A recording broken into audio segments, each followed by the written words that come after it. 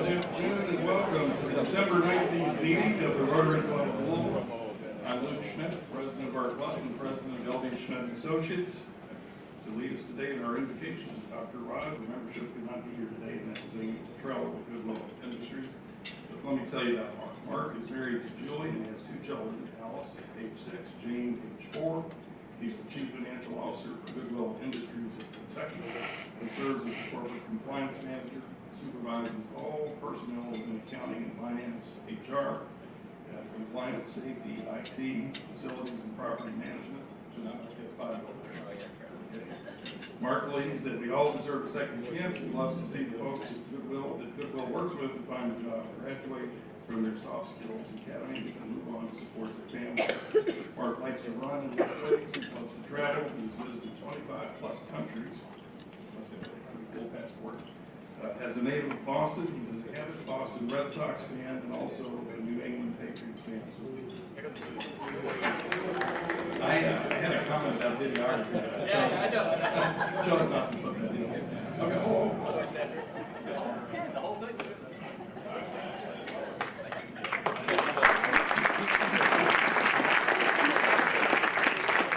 Welcome to the club, Mark. Just a couple of brief comments I'd like to make. First of all, this past Saturday, I had the privilege of ringing the bell alongside Larry Sloan for this year's Salvation Army Red Cavalry. Is Larry here today? There he is, right there. While we worked our 90-minute shift, Larry and I had the pleasure of solving just about all of the world's problems. So you can go home today feeling pretty good about it. But anyway, we welcomed and thanked a lot of folks who stopped by and put some money in the kettle at the program holiday manor. For me, this was probably my 5th or 6th year to do this, to have that privilege. But more importantly, on site was the absolute leader of this effort, George Breakmeyer. And as everybody knows, George has facilitated our club's participation with the Salvation Army's signature outreach program for years. For weeks in advance, George welcomes everybody here with his sign-up chart at the front door and signs all of us up for shifts as bell ringers. This requires a huge amount of time on George's part.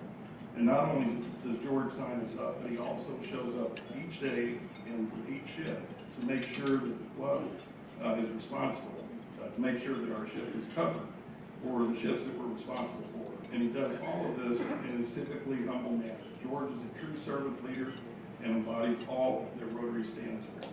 And I asked George this past Saturday how long he's been doing this, and also asked him if he knew how much Rotary had raised for our part of the bell ringing.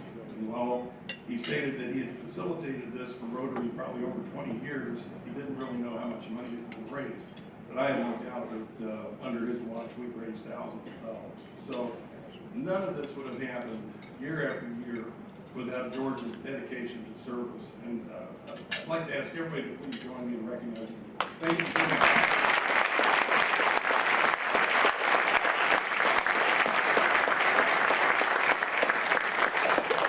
Okay, and now to introduce our speaker today, Paula Grisanti. Paul is the chairman and CEO of the National Stem Cell Foundation. Paul.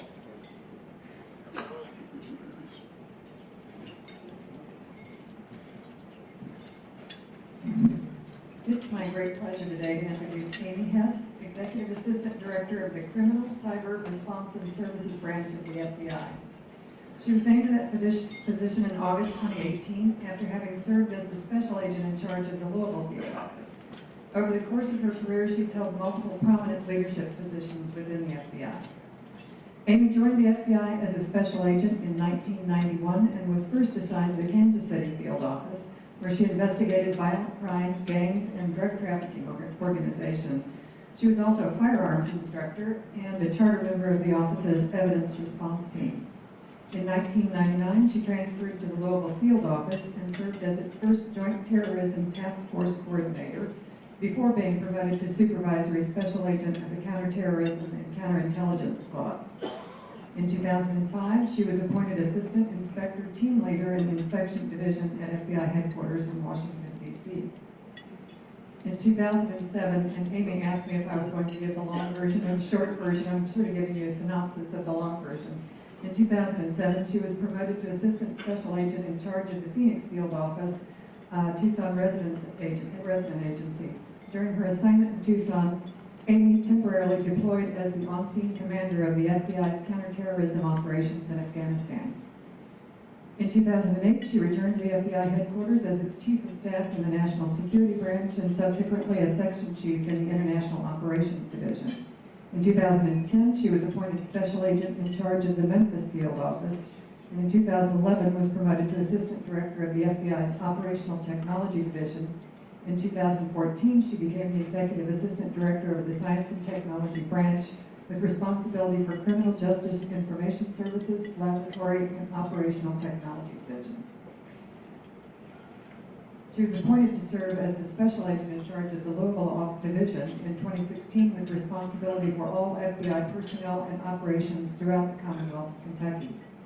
I was lucky to have met Amy during her time in Louisville before she transferred to FBI headquarters in 2018.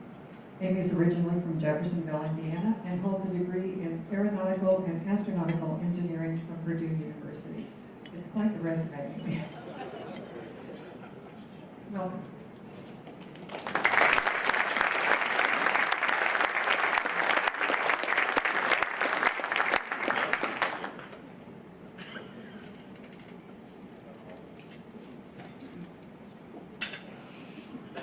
Good afternoon. Thank you so much for inviting me to speak with you all today. It's a pleasure to be here. I wanted to start off with just sharing a little bit about what I do in my current job in the Criminal Cyber Response and Services Branch that I oversee, and then give you a quick tour of the state of the Bureau, which basically means I want to give you a sense of where we stand right now. I know the theme of my presentation today talks about resiliency, but I think it's important to talk about the challenges, the main threats that keep us up at night, and how we're looking at some of those challenges in the future that lie ahead. And then, of course, I want to take some questions at the end if we have time for those. So be thinking ahead of what you'd like to ask. As I mentioned, I'm the Executive Assistant Director of the Criminal Cyber Response and Services Branch of the FBI, and as I'm talking to you, you're going to see pictures on the screen of the men and women in my branch performing their day-to-day duties. Now, the FBI essentially is organized into 6 branches, and mine houses 5 different divisions, as we call them. The first is the Criminal Investigative Division. It's responsible for all of the FBI's, overseeing all of the FBI's criminal investigations. That's everything from our public corruption cases, civil rights, white-collar crime, violent crime, transnational organized crime, which would include things like drugs and gang activity.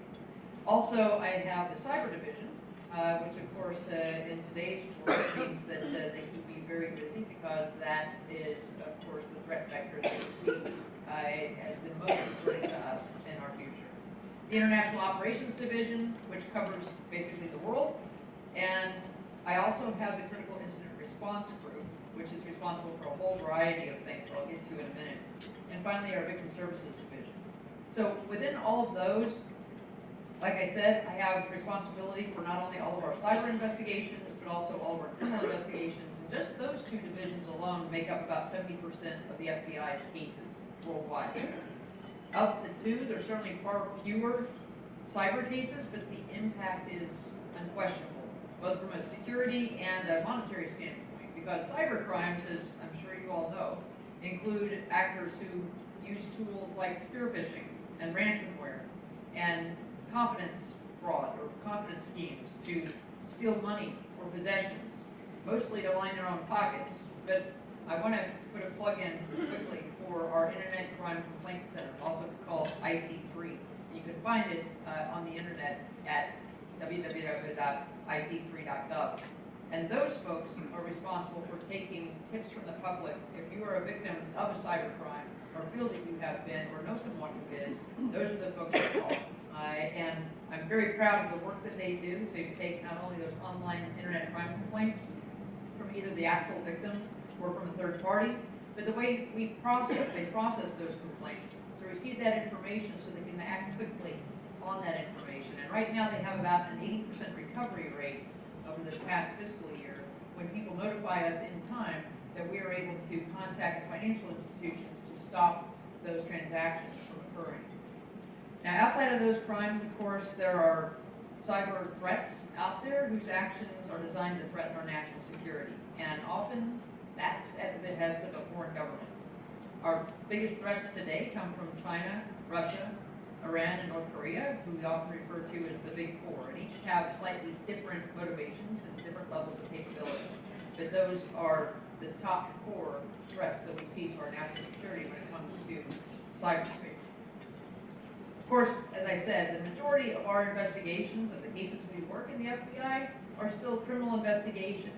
Those are the foundation of the FBI. We've been in existence since 1908, and we were formed specifically to investigate federal crimes, crimes that essentially transcended state lines.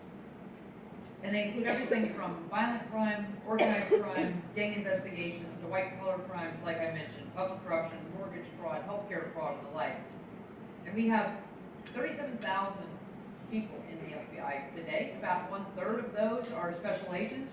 They are assigned all over the world. Here in the United States, we have field offices in 56 different locations, but we also have 350 satellite offices. So essentially, we have presence in every state, at least in multiple locations in every state, and also Puerto Rico. Now, outside of the U.S., our International Operations Division is responsible for about 63 legal attaché offices that work inside our embassies, and then also 27 sub-offices overseas. And we have special agents and non-agents working in those locations as well. And through those offices, we strategically partner with other countries, because in today's world, the threats that we see are constantly transcending not only state lines, but national lines. And it's imperative for us to be able to have good relationships with other countries in order to tackle cyber criminals or extradite gang members and murderers, safely return U.S. citizens to their loved ones, and so much more. It's a function of the FBI, I think, that typically goes under the radar because it's outside of our traditional domestic jurisdiction, but clearly it has an invaluable role in today's world. And then, as I mentioned, I'm also responsible for our critical incident response group. Those are folks who take care of things like planned events, are planning for special events like the Super Bowl, or like other large events like the Kentucky Derby. They also respond to mass casualties. And when we have an attack, those are the folks who are deploying personnel, whether it's tactical personnel, SWAT teams, or our hostage rescue team, or whether it's crisis negotiators, or bomb technicians. That's the division that takes care of those deployments. And then we also have individuals in that division responsible for behavioral analysis. Those are our profilers. As I was mentioning at the table earlier, one of my mother's favorite shows is Criminal Minds. She constantly asks me, why can't you solve everything in an hour, and why don't you have your own private plane? Not exactly like that. That division also has responsibility for our surveillance operations. So that's both our physical surveillance when it comes to our vehicles, our ground surveillance, but also our aerial surveillance as well. And that gets us into unmanned aerial systems, or UASs. Subsets of those groups do very technical work to support the teams on the ground. So, for example, we have teams that not only do unmanned aerial surveillance, but they also counter unmanned aerial systems, or UASs. And as I get into some of the bigger national FBI priorities, we'll talk about that in a minute. But all the crimes we investigate have one thing in common, and that brings me to my 5th division, and that's the Victim Services Division. And I think we have a short video that I'd like to pull up. That the reason, this is my smallest division of the 5, by far. However, these individuals, these are social workers who work with victims each and every day, and I wanted to give you a flavor of the type of work that they do with this clip.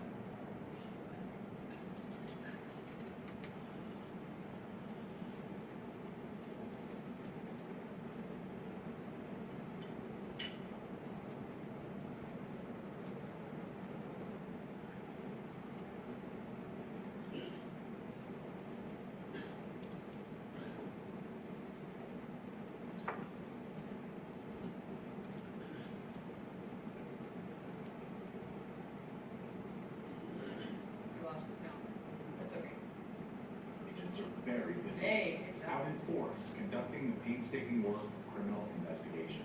But behind the scenes, other FBI personnel are on a different mission, to help and support the victims. Autumn and Frank Bignami were injured in the 2017 mass shooting in Las Vegas that killed 58 people. Both were hit. Frank just grazed. Autumn shot 3 times, once through her face. Their 3 children were miles away, home in Los Angeles. My kids didn't know if she was didn't know if she was gonna live. During the awful first hours outside Autumn's hospital room, Frank received a visitor. It was Cheryl Moores, an FBI victim specialist. We meet people at the toughest times in their lives. And she was like, look, I'm here. I'm a part of the FBI that helps people do this. We come in and bring light into very dark places. Cheryl helped the Bignamis with whatever they needed. Finding Frank a place to stay, booking and paying for his flight home to their kids, getting him to talk to a therapist, even finding and returning to Autumn her driver's license, dropped during the shooting. Cheryl also arranged for therapy dogs to visit Autumn in the hospital. In a situation that was completely and utterly chaos and out of control, she made sure that myself and everyone else felt human. Even though I didn't even really know her, it felt like she was a friend or someone that you had known for a while. Since its creation in 2005, the FBI's Victim Services Response Team has deployed specialists to 28 mass casualty events.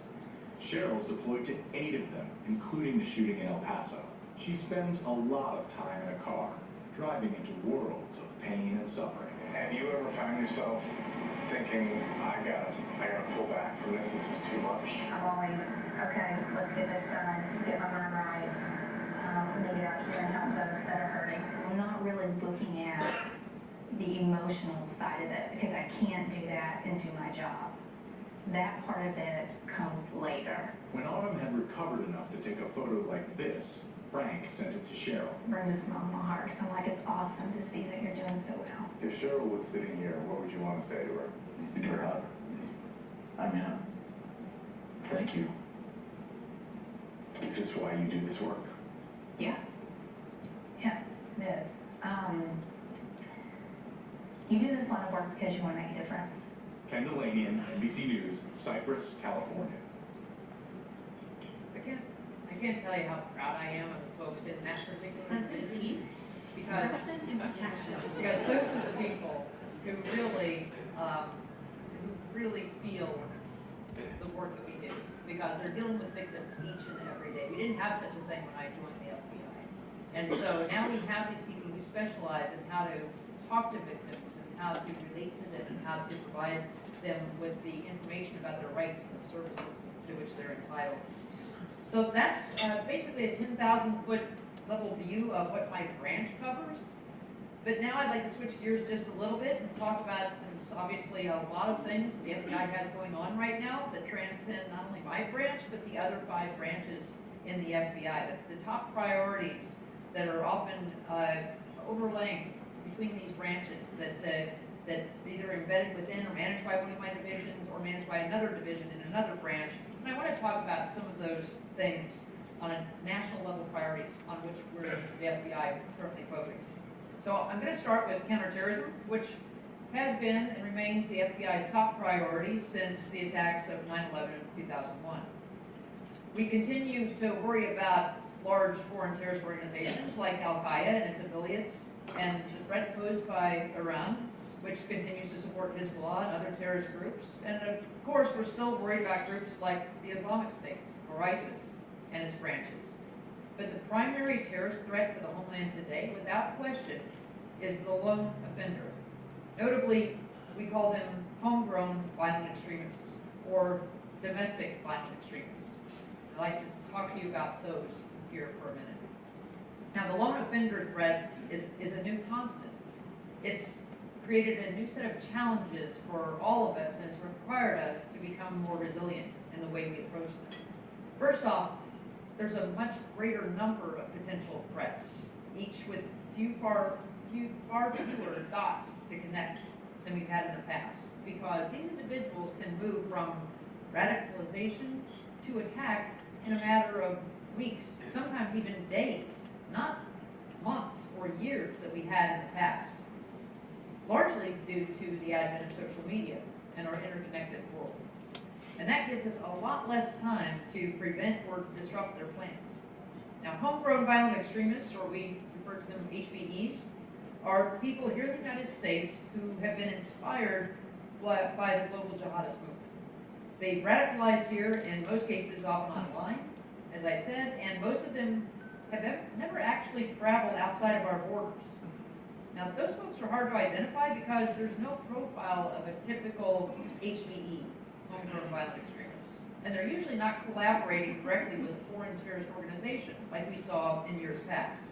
In most cases, actually, HVEs are inspired by a mix of ideological factors and personal grievances or setbacks. Some of these attackers have recently lost their jobs, dropped out of school, been arrested for offenses unrelated to terrorism in the weeks or months before their attacks. But even when we know and are on the lookout for these indicators, these HVEs are still hard for us to identify and hard to stop. The other type of lone offender we focused on is those people engaged in domestic terrorism. Now, we define that as attacks carried out by people inspired by or associated with movements that promote violent extremist ideologies.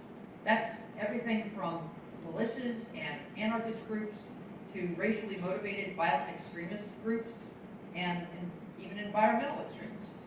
Again, it's a threat that begins mostly online, specifically with social media. And like homegrown violent extremists, these cases present unique challenges to us, in part because we don't investigate a person for his or her beliefs. The First Amendment assures that here in this country.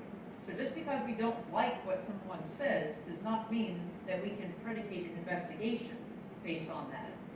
Domestic terrorists like homegrown violent extremists can move very quickly with little warning from espousing radical views to attack. And therein lies the challenge.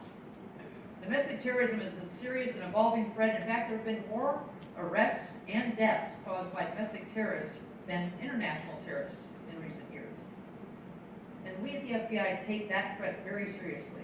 So we've aligned our resources and adjusted to reflect it. We've made racially motivated violent extremism a national threat priority for fiscal year 2020, just like homegrown violent extremism and ISIS has been and continues to be. This past year, we also established what we call the Domestic Terrorism/Hate Crimes Fusion Cell to address this intersection that we're seeing increasingly of domestic terrorism and hate crimes. Together, they make sure we're sharing information and resources in real time, and that we're focused not just on current attacks and threats, but on what we haven't yet imagined and what we need to do to stop it. And to confront today's terrorism threats successfully, particularly the threat of lone offenders, we have to rely on our partnerships.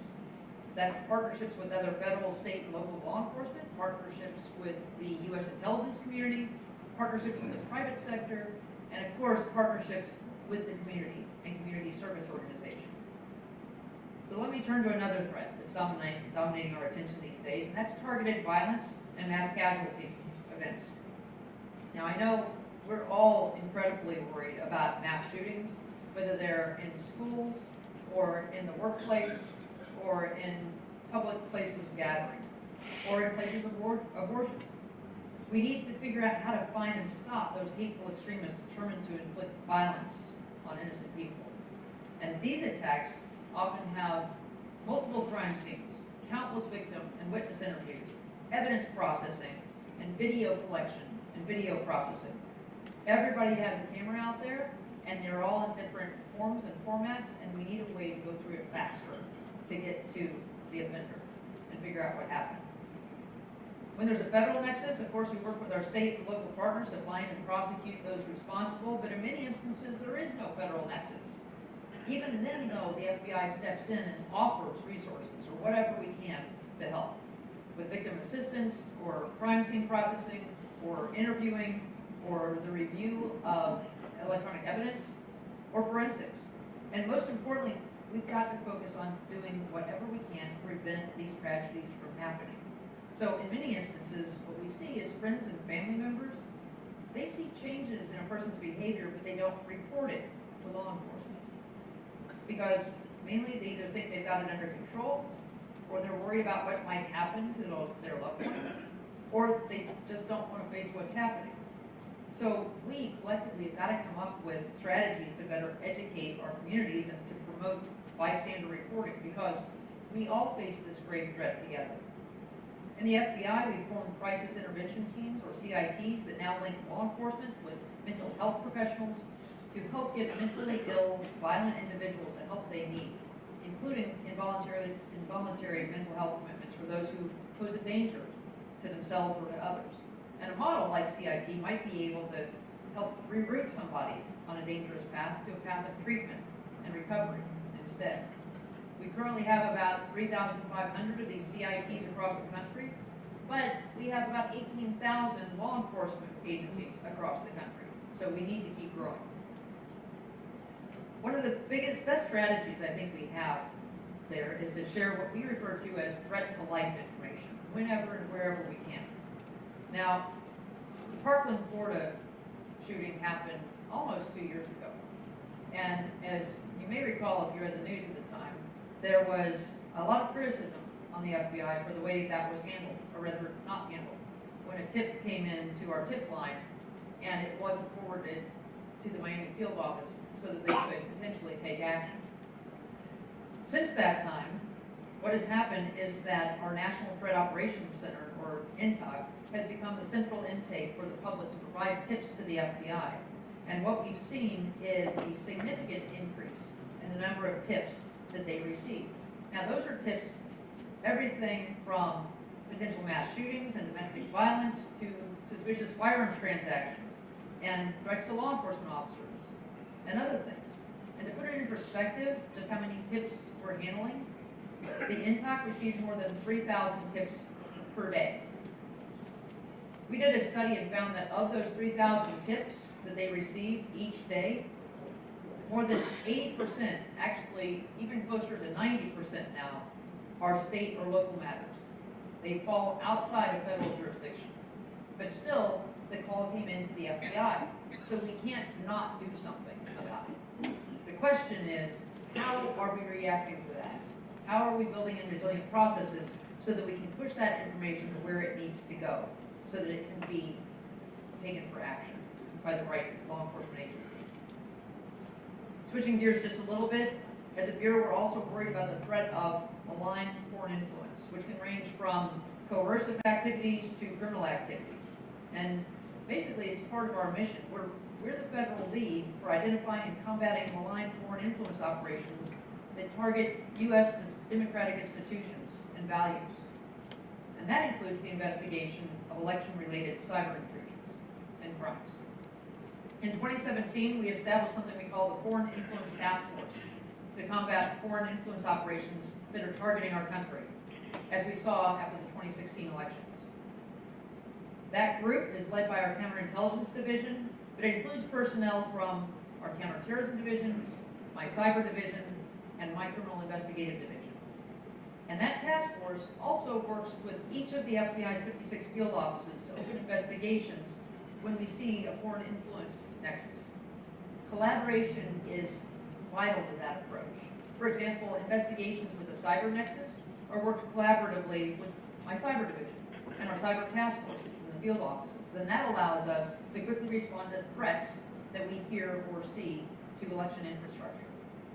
We're also collaborating extensively with our federal partners in the U.S. intelligence community and elsewhere to provide information to state and local governments, election officials, private election vendors, and social media companies so that they can harden their systems against cyber attacks. And collaboration in this space with our private sector partners is crucial because technology companies have a frontline responsibility to secure their own networks, their products, their platforms. But we're doing our part in the FBI by providing them with actionable intelligence to better enable them to address the abuse of their platforms. So we've established relationships with these technology and social media companies, and that way we enable this rapid exchange of threat information. Now, as far as we know, to be clear, to date, no foreign government has attempted to tamper with U.S. vote counts. That doesn't mean that they haven't tried to get into our systems. But even doubts about whether or not this has occurred can clearly be damaging. We do know our adversaries are actively trying to influence electoral processes and outcomes in advance of the 2020 election. They seek to influence our national policies, our public opinions, in important ways beyond just elections. So at the FBI, we think we have to be on top of our game. All eyes are on us and how we handle these potential threats from start to finish, starting with the first presidential primaries in February. So those are some of the specific threat areas we're focused on right now, but we're also keeping our eyes on trends that cut across all those threats. For example, our ever-expanding use of technology, whether that's the rise of artificial intelligence and machine learning, or cryptocurrencies like Bitcoin, or next-generation telecommunications networks like 5G and Huawei, or deepfake videos, or drones. So going back to something I mentioned earlier, let me talk briefly about that, the growing threat imposed by small unmanned aircraft systems, or drones, which is managed by my critical incident response group. In 2018, last year, Congress passed and the President signed into law something called the Preventing Emerging Threats Act, which granted authorities to the Department of Homeland Security and the Department of Justice to counter the threat posed by drones. Now, we're grateful for them recognizing this growing threat and giving us the authorities to begin tackling it, but that's easier said than done. We're currently investigating a number of incidents in the U.S. of attempts to weaponize drones in one way or another. As you see in many special events, there is not a major special event that happens today where we do not see the threat posed by unmanned aerial systems. We've also seen them used to transport illicit items across our southwest border, to deliver contraband into prisons, and we're seeing an increase in drone incursions over critical infrastructures and companies that house our critical infrastructure. And of course, our colleagues in the U.S. military have seen efforts to use drones quite frequently on the battlefield against our forces and our allies overseas. At the FBI, so far, our principal focus has been the threat to mass gathering situations, events like the Super Bowl, for example, or the Kentucky Derby. And going forward, we're going to need more technological solutions to be able to disrupt those drones over large, crowded civilian areas, which, by the way, is a whole different animal than trying to do it over the battlefield, obviously. So we're working closely with our partners at the Department of Homeland Security, the Department of Transportation, the Department of Defense, and the Department of Justice on that. Essentially, that's a look at where the FBI is today. One thing I know for sure is we can't tackle any of those things, any of those challenges, and be the resilient organization we need to be without the help of our partners and our communities. So that pretty much includes this room. I want to thank you all for your support of our shared mission. The mission of the FBI is to protect the American people and to uphold the U.S. Constitution. And we take that mission very seriously. I want to thank you for having me here today, and I am more than happy to answer questions at the time we have.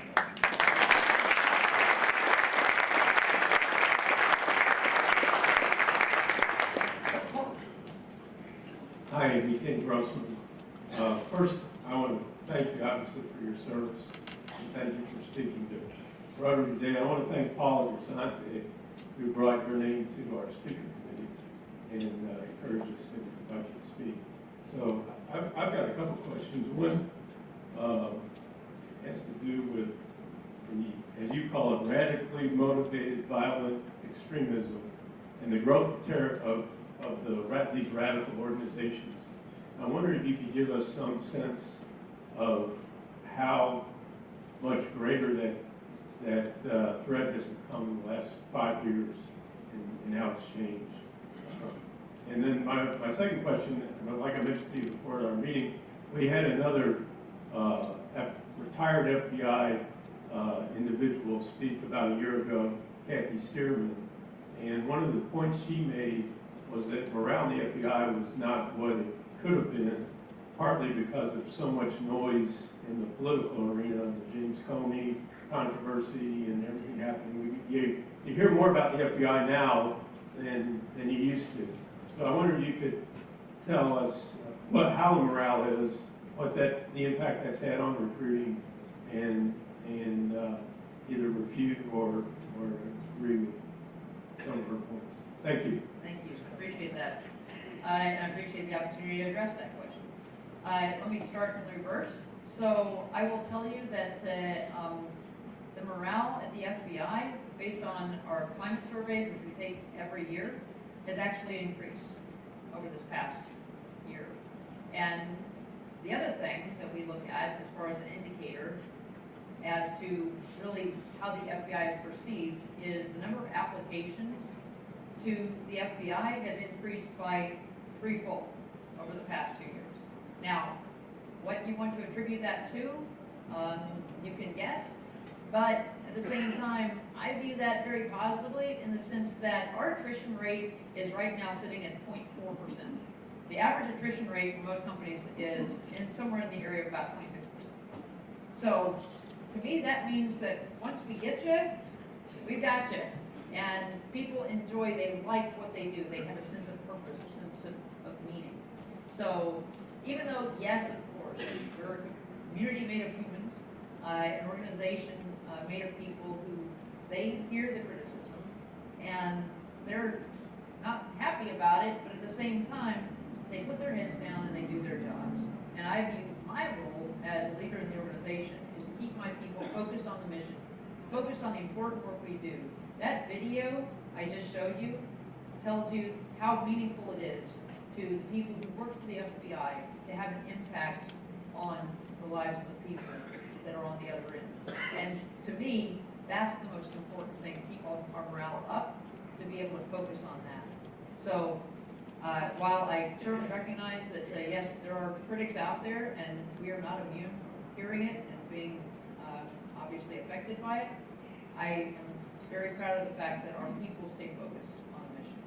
As for, quickly, the racially motivated violent extremist issue, I will tell you that, yes, we have seen an increase in that, particularly over the past, over the past 5 years, really the past several years. But a large part of that, before you draw too many conclusions on why that might be, is because of the advent of technology. And quite frankly, what we've seen in the past, when I worked domestic terrorism here in the Louisville field office back in 1999, you pretty much had to be a card-carrying member of a group, whether that was the KKK or a militia group or some other group that was deemed to be a threat and espousing violent rhetoric. And so now, you don't need to be a member of the group. You just have to be inspired by it. And that means on social media, you don't have to connect to anybody. And that's what really has increased this type of activity and put it on our radar, because there's so many out there that we don't even see who are being radicalized at home in isolation. And that's what keeps me up at night.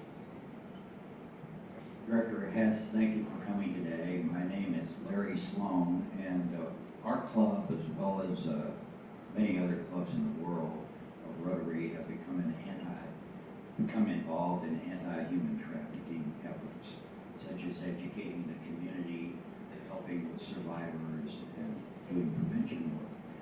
So my question to you is, I read a book I wanted to mention. There's a book called Dark Commerce, How a New Illicit Economy is Threatening Our Future, and that was written a couple of years ago by Louise Shelley.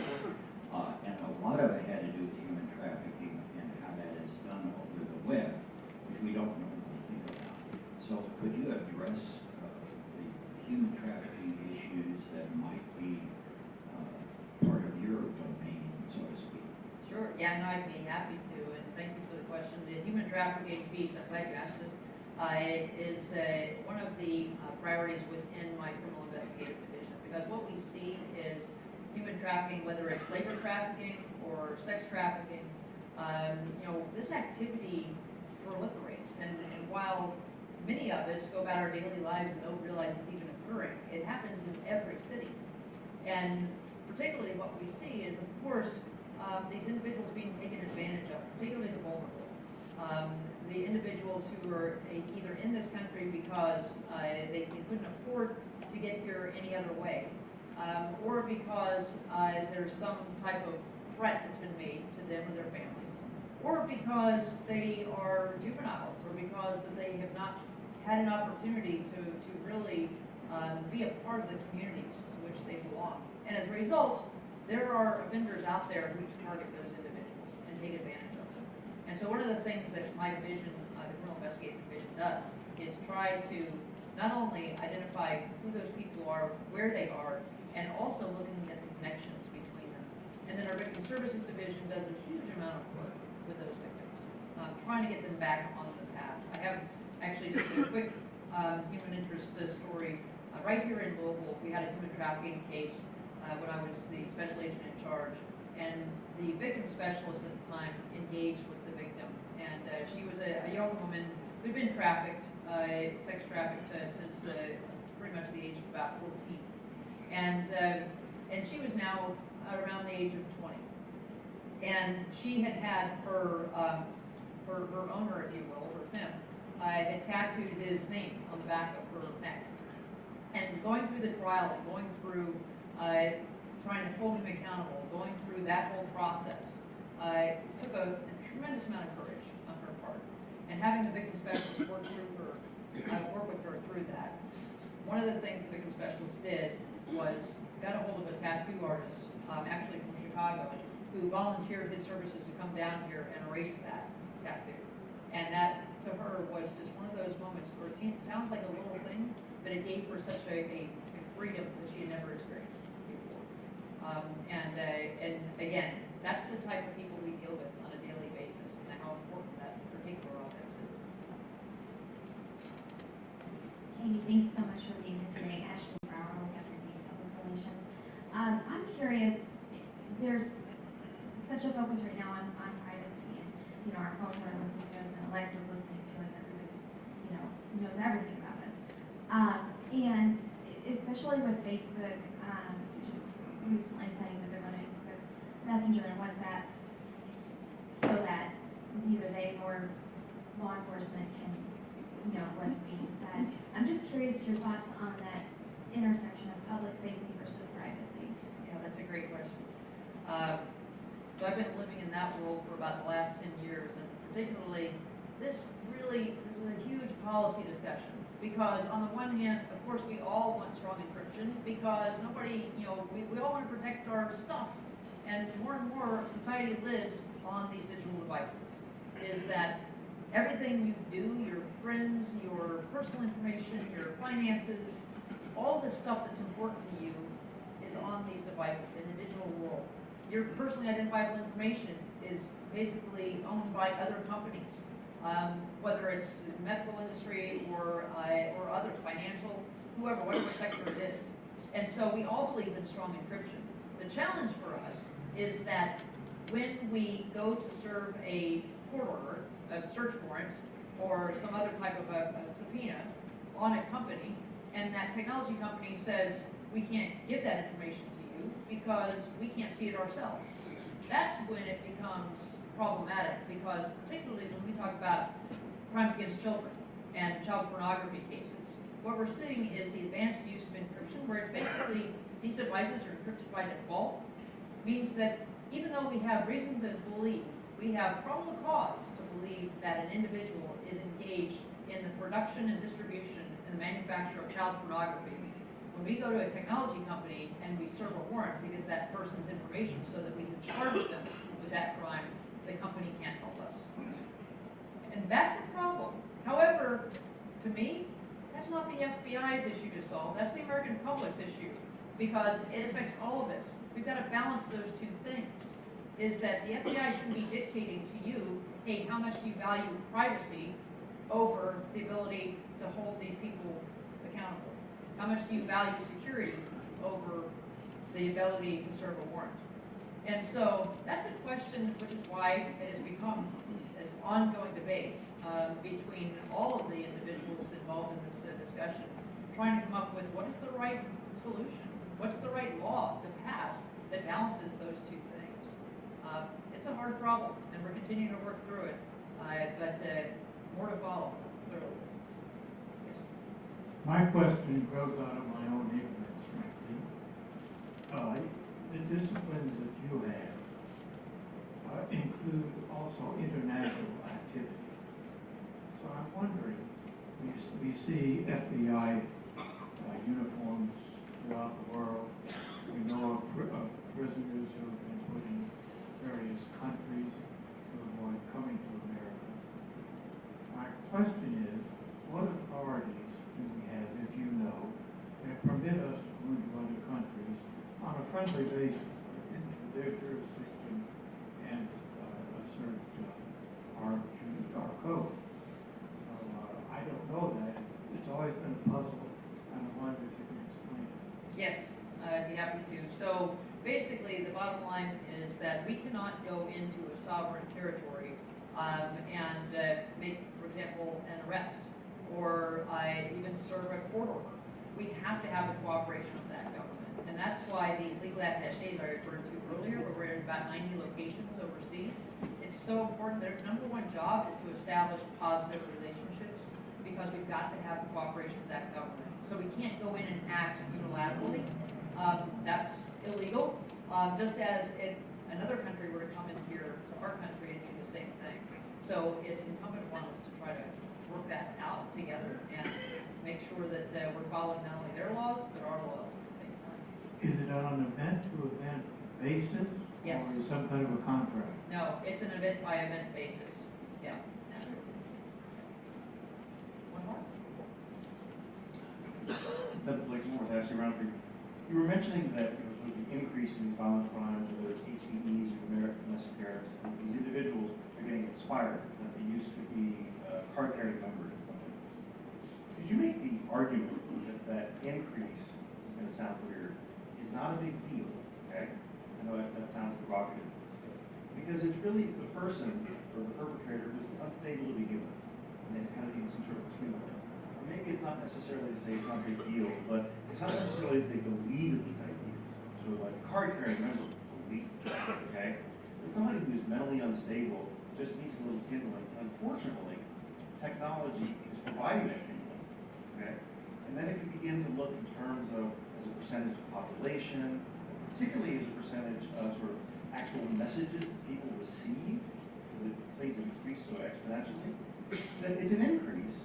But it's an increase as a result of the sort of a technological change. It's not necessarily an increase as a result of a greater conviction by these increasing perpetrators. Yeah.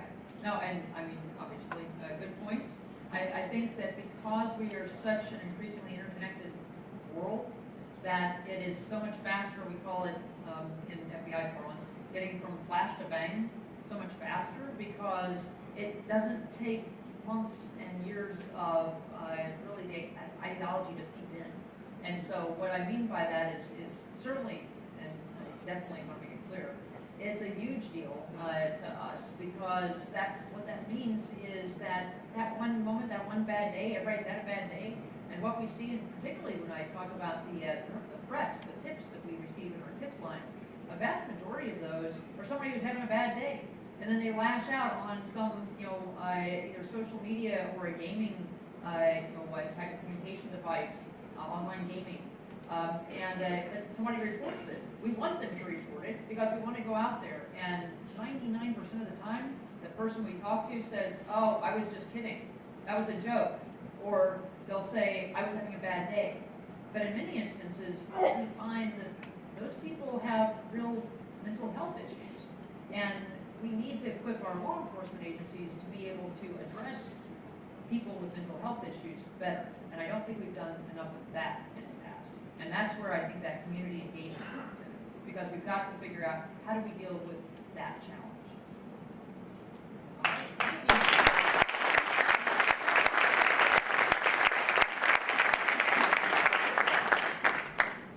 Okay, thank you very, very much, Amy. That was a fantastic presentation. And I think on behalf of everybody in the room, we want to say thanks to you and also to your husband, Bob, for your service to this country. Thank you very much.